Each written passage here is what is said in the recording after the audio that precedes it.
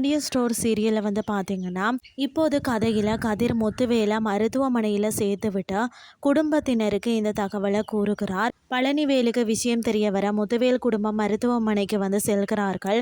குமார் தன்னால் தான் முத்துவேல் அடிபட்டார் என்பதை மறைத்து கதிர் சித்தப்பாவை தள்ளி விட்டுட்டான் என கூற சக்திவேல் கொதித்தெழுகிறார். கதிர் மீது செம கோபத்தை வந்து காட்டுகிறார்.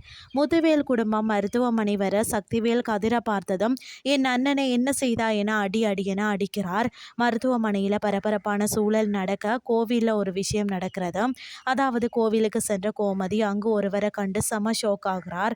அதாவது சரவணன் கோவிலில் அஞ்சலியிடம் பேசி கொண்டிருப்பதை பார்த்து செம ஷோக் ஆகிறார். அவரிடம் பேச செல்கிறார். அந்த நேரத்தில் ராஜி போன் செய்து முதுவேல் மருத்துவமனையில் அனுமதிக்கப்பட்டுள்ள விஷயத்தை சொல்கிறார். இதுதான் இன்றைய நாளுக்கான எபிசோட்.